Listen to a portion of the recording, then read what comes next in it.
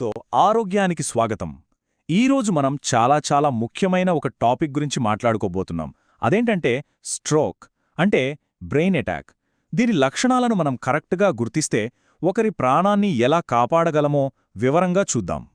చూడండి, ఈ లక్షణాలు ఎంత సడన్గా వచ్చేస్తాయో. వీటిని చూసి అదే తగ్గిపోతుందిలే అని తేలిగ్గా తీసుకోవద్దు, అస్సలు తీసుకోవద్దు. ఇది చాలా సీరియస్ మెడికల్ ఎమర్జెన్సీకి ఒక సిగ్నల్ అన్నమాట.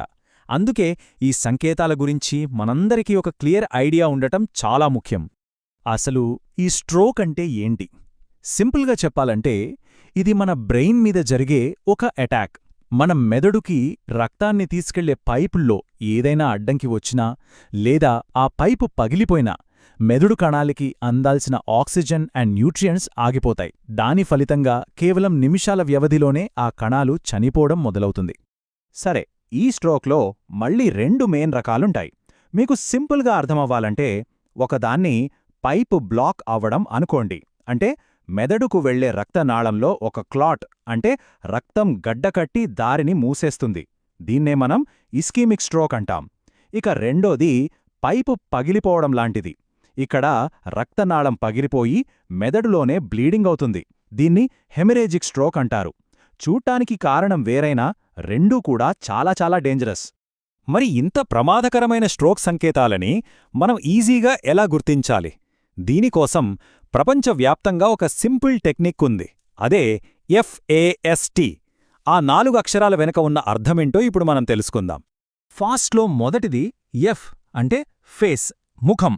స్ట్రోక్ అని అనుమానమున్న వ్యక్తిని ఒకసారి నవ్వమని అడగండి. వాళ్ల ముఖంలో ఒక వైపు, అంటే పెదవి కానీ కన్ను కానీ కిందికి జారిపోయినట్లు అనిపిస్తోందా? ఒకవైపు వంగిపోయిందా? ఇది స్ట్రోక్కి చాలా క్లియర్ సైన్. ఇక రెండోది అంటే ఆర్మ్స్, చేతులు. వాళ్ళని 2 చేతులు ఒకేసారి పైకి ఎత్తమని చెప్పండి. ఒక చేయి మెల్లగా కిందకి జారిపోతోందా? లేదా అసలొక చేతిని పైకి లేపడానికే ఇబ్బంది పడుతున్నారా? ఇది కూడా ఒక ముఖ్యమైన లక్షణమే. మూడో అక్షరం ఎస్ అంటే స్పీచ్, మాట. వాళ్లతో ఏదైనా ఒక సింపుల్ సెంటెన్స్ రిపీట్ చేయమనండి. మాట స్పష్టంగా రాకుండా ముద్దగా వస్తోందా? లేదా సరైన పదాలు గుర్తురాక తడబడుతున్నారా? ఇది కూడా ఒక డేంజర్ సిగ్నలే. ఇక అన్నింటికంటే ముఖ్యమైనది చివరి అక్షరం టీ. టీ అంటే టైం, సమయం. గుర్తుపెట్టుకోండి, FAS. ఈ మూడింట్లో ఏ ఒక్క లక్షణం కనిపించినా సరే ఒక్క సెకండ్ కూడా వేస్ట్ చేయకూడదు.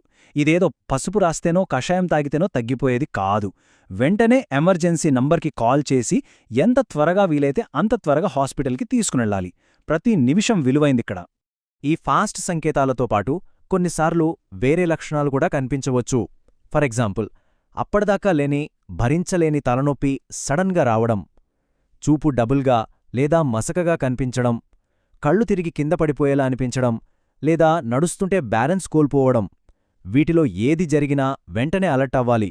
ఇప్పుడు మనం ఒక అత్యంత కీలకమైన విషయం గురించి మాట్లాడుకుందాం: సమయం. స్ట్రోక్ ట్రీట్మెంట్లో టైమ్ ఇస్ బ్రెయిన్ అంటారు. అంటే గడిచే ప్రతి నిమిషం కొన్ని మిలియన్ల మెదడు కణాలు శాశ్వతంగా డ్యామేజ్ అయిపోతాయి. అందుకే మనం అంత ఫాస్ట్గా రియాక్ట్ అవ్వాలి. డాక్టర్లు దీన్ని గోల్డెన్ పీరియడ్ అని పిలుస్తారు. అంటే స్ట్రోక్ లక్షణాలు మొదలైనప్పటినుంచి మొదటి 4-5 గంటల సమయం చాలా కీలకం.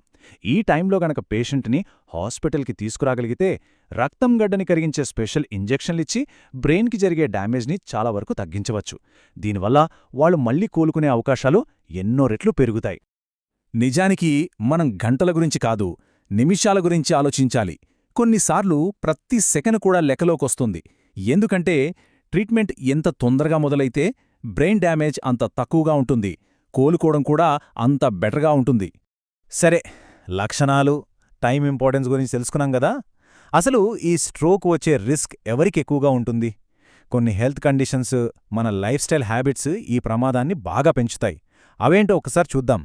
వీటన్నిటిలోనూ number 1 risk factor high blood pressure, అంటే బీపీ. ఇది ఒక సైలెంట్ కిల్లర్. అలాగే కంట్రోల్లో లేని షుగర్, రక్తంలో కొలెస్ట్రాల్ లెవెల్స్ ఎక్కువగా ఉండటం, హార్ట్ ప్రాబ్లమ్స్ ఉన్నవాళ్లకు కూడా రిస్క్ ఎక్కువే. వీటన్నింటికంటే డేంజరస్ స్మోకింగ్. స్మోకింగ్ అలవాటుంటే అది రక్తనాళాలను డైరెక్ట్గా పాడుచేసి స్ట్రోక్ ప్రమాదాన్ని రెట్టింపు చేస్తుంది. ఇవన్నీ విన్నాక కంగారు పడాల్సిన అవసరం లేదు. ఎందుకంటే ఇక్కడ ఒక గుడ్ న్యూస్ ఉంది. చాలా వరకు స్ట్రోక్లను మనం రాకుండా నివారించుకోవచ్చు. దాన్ని ఆపడం మన చేతిలోనే ఉంది. మన జీవనశైలితోనే మనం ఒక బలమైన రక్షణ కవచాన్ని నిర్మించుకోవచ్చనమాట. అది ఎలాగో చూడండి. ఈ 5 సింపుల్ రూల్స్ పాటిస్తే చాలు. ఫస్ట్, బీపీ, షుగర్ని ఎప్పుడూ నార్మల్ రేంజ్లో ఉంచుకోవాలి. స్మోకింగ్ని పూర్తిగా మానేయాలి. రోజూ కనీసం ఒక అరగంటైనా వ్యాయామం చెయ్యాలి. ఇక చివరిగా ఉప్పు, నూనెలు, కొవ్వులు తక్కువగా ఉన్న హెల్దీ ఫుడ్ తినాలి. ఈ చిన్న మార్పులే పెద్ద ప్రమాదం నుంచి మనల్ని కాపాడతాయి. కాబట్టి అస్సలు మర్చిపోవద్దు, స్ట్రోక్ విషయంలో మనకున్న అతిపెద్ద ఆయుధం అవేర్నెస్, అంటే అవగాహన. లక్షణాలను గుర్తించటం, టైంకి రియాక్ట్ అవ్వటం, అసలు రాకుండా జాగ్రత్త పడటం. ఈ 3 విషయాలు తెలిస్తే మనం మనల్ని, మన వాళ్ళని కాపాడుకోగలుగుతాం. ఈ చాలా ముఖ్యమైన సమాచారాన్ని ఇక్కడితోనే ఆపేయకండి. దీన్ని మీ ఫ్యామిలీ మెంబర్స్తో, ఫ్రెండ్స్తో తప్పకుండా షేర్ చేసుకోండి. మీరు పంపే ఈ చిన్న మెసేజ్ సరైన టైంలో ఒకరి ప్రాణాన్ని కాపాడొచ్చు. మరిన్ని ఆరోగ్య సంబంధిత టిప్స్ కోసం లైక్, షేర్ మరియు సబ్స్క్రైబ్ చేసుకోండి. ధన్యవాదాలు.